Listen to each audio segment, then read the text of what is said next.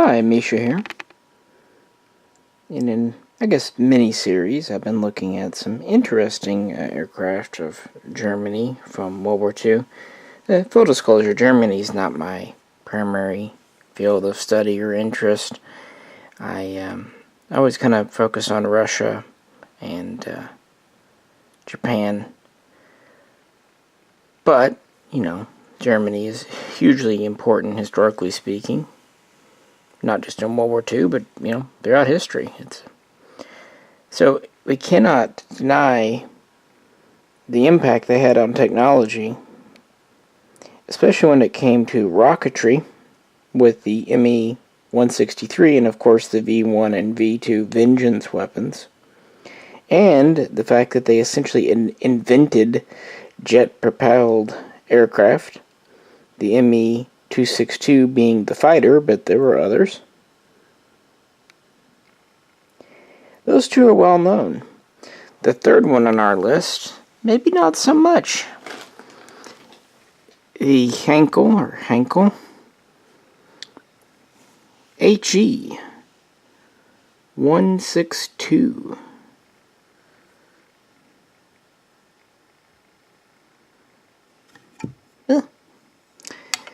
Stop it. I'm dragging along for a second.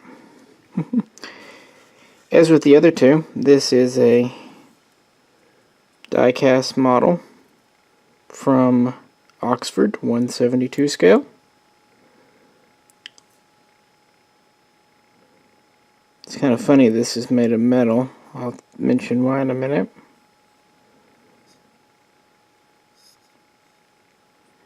This is the Volksjäger, or People's Fighter airplane. And this was an interesting, very late war development. There were a lot of Volks programs in 1944 and 1945 in Germany.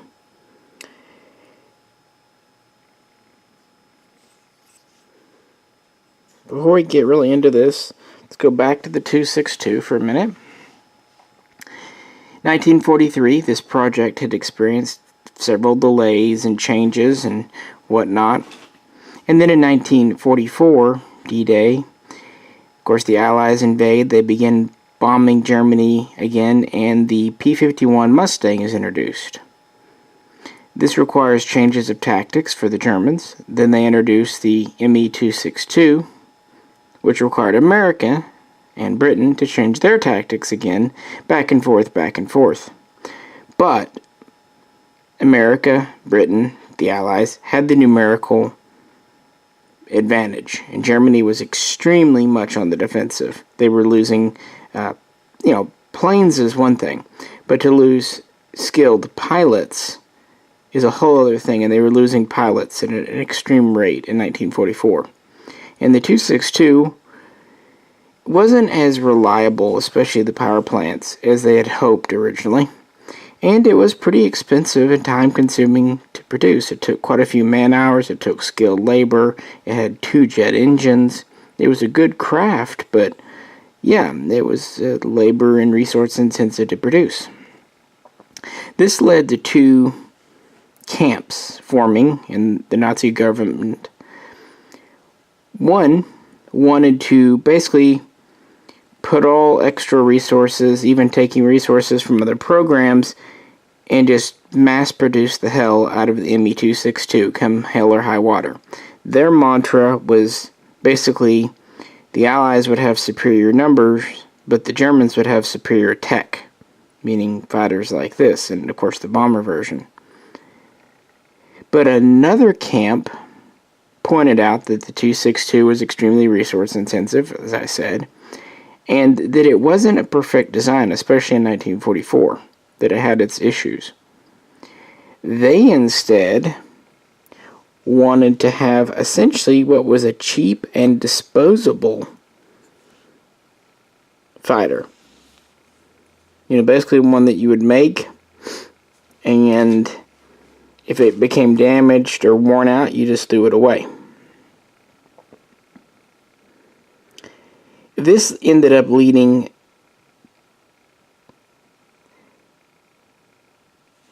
to the People's Fighter program here, also known as the Emergency Fighter. In September of 1944, the government laid out requirements.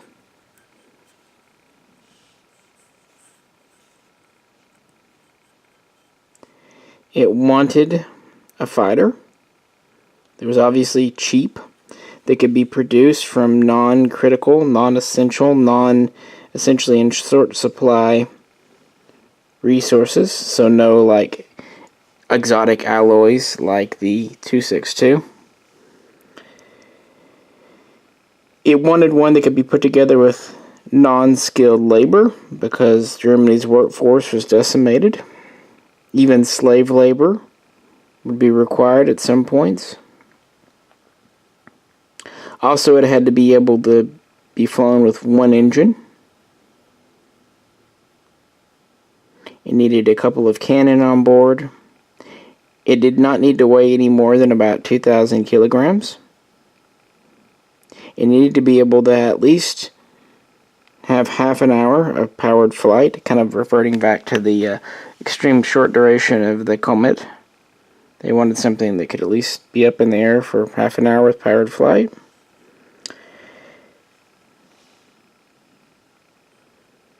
And it needed to be able to get to at least 750 kilometers per hour. That was September. By October, the contract was actually already awarded to Heinkel. Now, you would think this way in the war, maybe there would not be a lot of companies wanting to participate, but that's not the truth. It was a lucrative contract, and so several people were planning designs. However, Heinkel had a advantage. They already had, at least on paper, they'd kind of brainstormed up just such a lightweight, inexpensive fighter under the Swallow codename.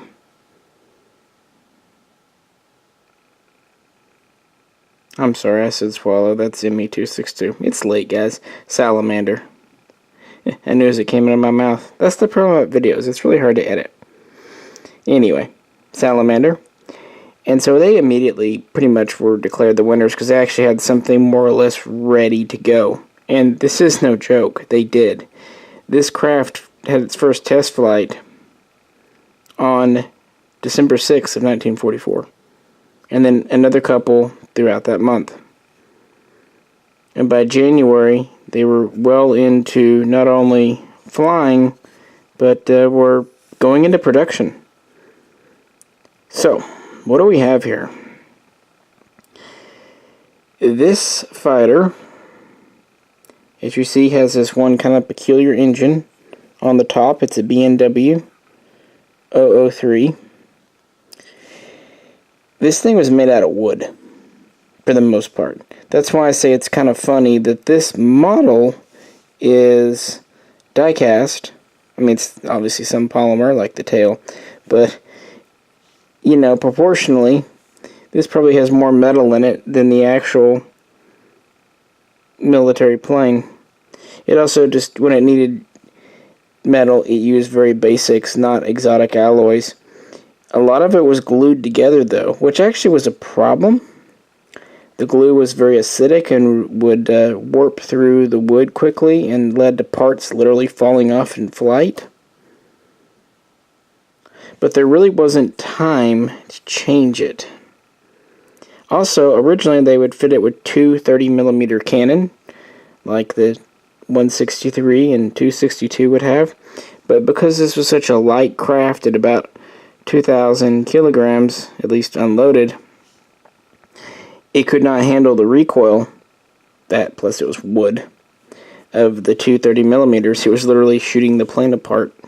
So they had to go and swap it down to two 20mm cannon. Now, one feature it had, as I said, they were losing pilots at an extreme rate. It did actually have a very advanced ejection system in the cockpit. So it had an ejection seat. which Heinkel had actually helped pioneer. So the idea was, even if the plane was disposable, the person flying it was not.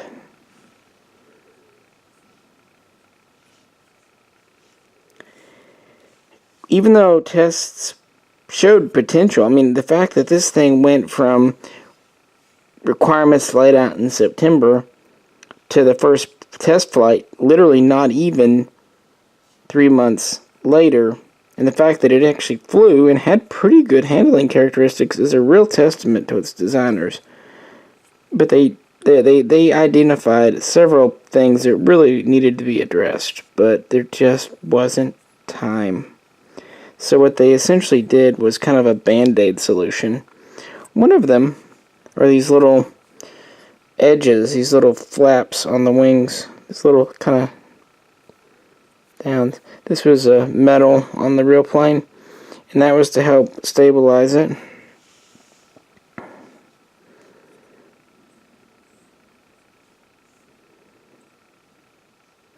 And they did kind of reinforce the wing and try to improve the glue a bit and whatnot, so it wouldn't literally fall apart in flight, but they were only partially successful.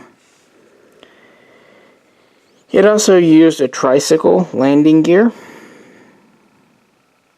but of course, since this is an Oxford, we can't see that. That's not going to be here because the gear are always up on an Oxford.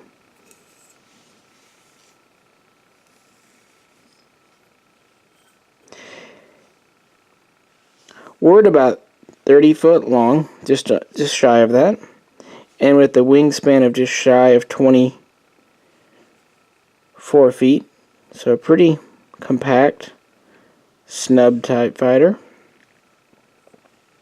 Single seat, of course. There were plans to make a training version, but few, if any, of these were actually ever made.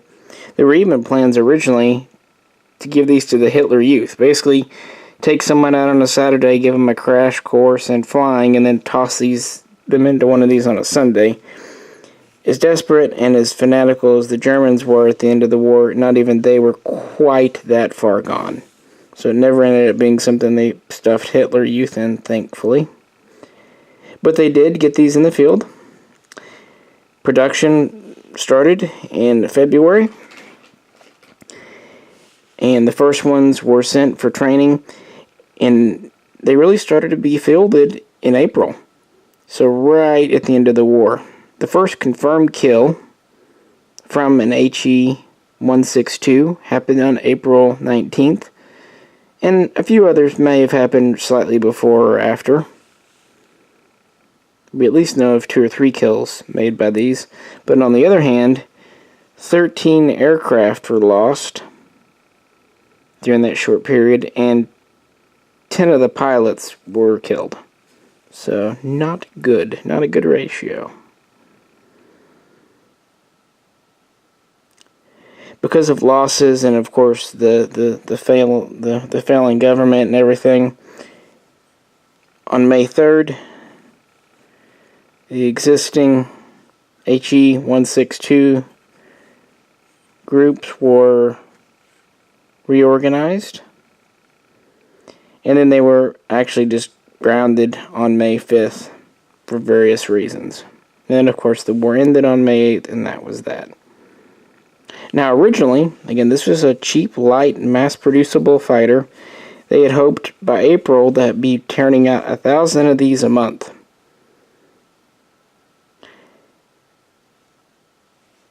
And the projection was to get up to 2,000 a month. So they had plans to just crank these little babies out. And of course these were made in underground facilities, and they were spread out as many things built in Germany late in the war would be. In reality, only 120 of these would be delivered to the Luftwaffe before the end of the war, with another 200 finished, complete, ready to go at the factory, and another 600 in some phase of construction, from basically, a few girders together up to planes that were at least had a frame together or a few wings. You know what I mean, you know. So, in theory, given a little bit more time, they could have had over 900 ready to go. But did not happen. I don't know why, but I find late war designs from both Japan and Germany very interesting. In planes, of course, but also in firearms and other things. I mean, I'm in no way a supporter of Nazi Germany. If anything, Jay and I are kind of very pro-Semitic. But you have to admire the average soldier, not the Nazis, but just the soldiers who were that dedicated to defending their country to essentially go in for what was a death sentence. Or at least next to hopeless. But they did. And it's also just worth remembering that, people that were flying these weren't your Nazis. These were usually just people. Maybe brainwashed or misguided, but just people. And of course, as with the 163 and 262, many of the HE-163s were evaluated by the Allies and Soviet Russia after the war. And again, they were considering the extreme crunch to design these, favorably impressed. And if you look at this craft, it's pretty damn modern, except for the big engine hump on top. It's a modern design with a lot of curves. Dare I say it's actually pretty sexy, pretty attractive. Everything's kind of at angles, and you have the tail seems very modern.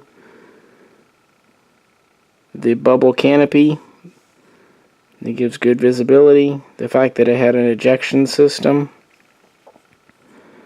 So, really, Heinkel made something very impressive given the constraints. And by the way, this actually exceeded the speed. Like I said, it needed to be about 750 kilometers an hour. And this could actually get up to about 8, maybe 790, but it met or exceeded the speed requirements. It also had a very high ceiling. It could get up to nearly 39,000 feet. So that's getting into the Comets territory. I think that's just because even though I only had one engine versus the 262, the 262 is a much bigger, heavier metal plane. This is so light. I mean, wood has its drawbacks, but it is a light material. So that one engine could really thrust it up there, and of course it wasn't heavily armed with only the 220mm cannon, so just a light little agile craft. So it's really definitely the lesser known of all these, but it's kind of secretly my favorite just because it's an extremely interesting story. I mean, historically speaking, the ME-262 is obviously the most important. And of course, the Comet is just the most unusual, and that therefore kind of cool in that own way. I remember when I was a kid, there was Chuck Yeager's Flight Simulator. There was a disc going around, and you know how that used to be in the 80s. A game would go around and everyone wanted to download it and put it on their computers and play it. And the 163 and the 262 were in that game. I'm sure it's probably not the first time I ever heard of them. I don't remember being surprised about them then, but I do remember them very clearly. It's one of my earlier memories of either of the Messerschmitts. Alrighty, folks. Well, that's what I've got for you for Germany. For the oddballs, of course, there's plenty of prop planes, and of course the Stukas and stuff are very, very famous, but I wanted to bring you something a little more unique. And again, this is just an overview for fun, not really meant to be a complete dossier on any of these. So if you'd like to know any more, Google's your friend, and there's lots of excellent documentaries you can find on YouTube, lots of great articles by true professionals, Even the Wikipedia articles aren't too bad. They're pretty thorough. What I thought was funny on Wikipedia, it seems like the 163 and the 162 articles are maybe a little more detailed than the 262. I just thought that was funny. Could just be me though. Could be completely delusional. If you have any questions or comments, do please post them below.